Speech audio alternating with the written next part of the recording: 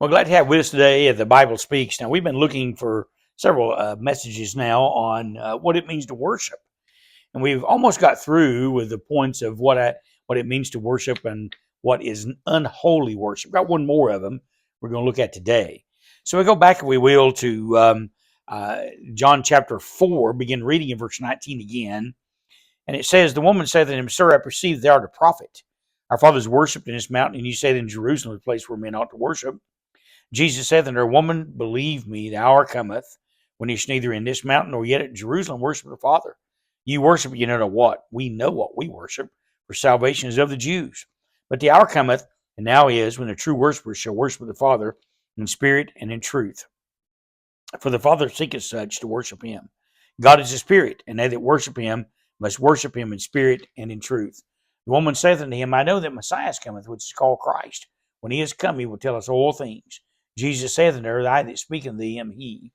Now here we've read this verse every time for a text verse. Now the point behind that and the reason behind it is because you find that the word worship is used several times there. So you worship 8 times and worship one and worshipers once, also 10 times. In that short passage of scripture, it talks about worshipers.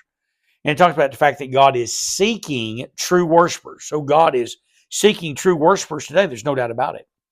So what does it mean to worship God? Well, we found, first of all, that Satan was originally failed from heaven, lost his position and his prominence and his place because of his pride, and he wanted to be worshipped. And so the worship, false worship, unholy worship, all it gets its beginnings with Satan, whether he's trying to have people to be worshipped or trying to have himself to be worshipped. Then we saw that Cain tried to worship with works. That didn't work. Nadab and Abihu was an amazing thing where they had been consecrated for 7 days, and on the 8th day they decided to change things up from what God told them to do. They tried some strange fire. God killed them for that. Then Korah and Dathan and Abiram, they tried some worship also outside of what God told them with the tabernacle wilderness, and they died. And then we looked last week at Uzzah, and how that Uzzah was taking the cart, the Ark of the Covenant, on a new cart back to Jerusalem. And all he did was the oxen stumbled, he reaches up, touches the cart, and he dies. Now, why did that happen? They did it not according to due order, as God told him to do it, and he died. So God is a very orderly God, and he is a God that expects us to worship according to his way, not our feelings, not what we think. Now, I've got one final passage to look at, a fellow that we find why his worship was unaccepted.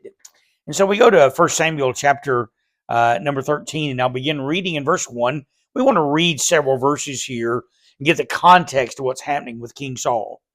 Saul reigned 1 year, and when he had reigned 2 years over Israel, Saul chose him 3,000 men of Israel, whereof 2,000 were with Saul in Michmash and in Mount Bethel, and 1,000 were Jonathan in Gibeah of Benjamin.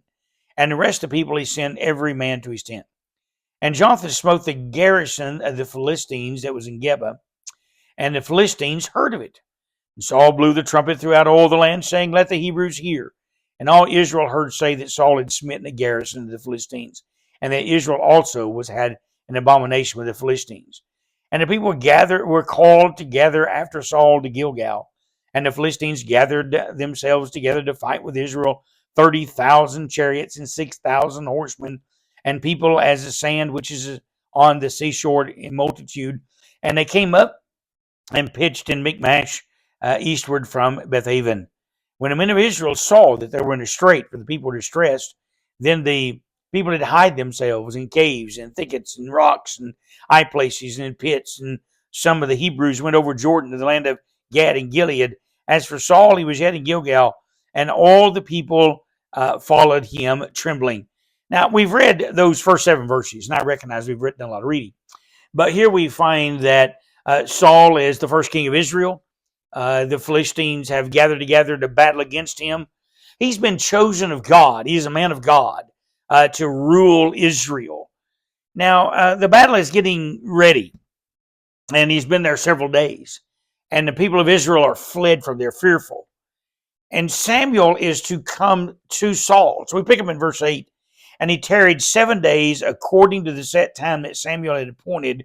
But Samuel came not to Gilgal, and the people were scattered from him. So Samuel said, within 7 days I'll come. And within 7 days, I think the morning of the seventh day, Samuel's not there. And when Samuel is not there, when Saul thinks he ought to be there, he's not come as quickly as he does, then Saul does something, and we'll find what it is in verse 9. And Saul said, bring hither a burnt offering to me and peace offerings, and he offered the burnt offering. Now he's worshiping God. It would seem as if it's a legitimate thing. He is the king. He's about to go to battle. He wants the power of God with him. They are certainly outnumbered. They are certainly outmanned. Everybody is full of fear. He's trying to do what is right. So he does an offering there. Verse 10, and it came to pass as soon as they made an end of offering the burnt offering, behold, Samuel came, and Samuel went out to meet him that he might salute him. And Samuel said, what hast thou done? And Saul said, because I saw the people were scattered from me, and that thou camest not within the days appointed, that the Philistines gathered themselves together at Michmash. Therefore said I, the Philistines will come down now upon me to Gilgal, and I have not made supplication to the Lord. I have forced myself, therefore, and offered a burnt offering. So he says, now I forced myself and did this. Now he knew it was wrong. Now Samuel says to him in verse 13, and Samuel said to Saul, thou hast done foolishly. Thou hast not kept the commandment of the Lord thy God, which he commanded thee.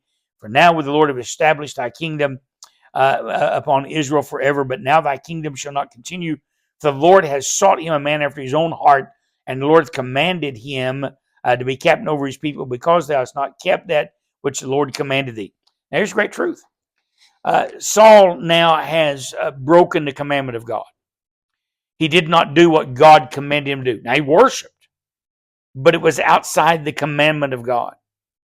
And because it was outside the commandment of God, the kingdom is now stripped from him. He will no longer be king. God has chosen someone, a man after his own heart. So let us grasp a great principle here. We find that Saul did worship God, but we find also that he defied the commandment that God gave. And as a result of that, the worship was not accepted. And God did not accept it. And there was a judgment that came upon Saul. Now, the truth of the matter is, as we worship God, there are some commandments. And we'll begin to get into this in the next lesson. Out of 1 Corinthians chapter 14 is a whole chapter that deals with church services and what God has commanded. By the way, what God has not commanded. And we'll see what God desires in our public worship. And then we'll see what God desires in our private worship. Because God is seeking true worshipers to worship him, both public and private. Thank you for listening today to The Bible Speaks.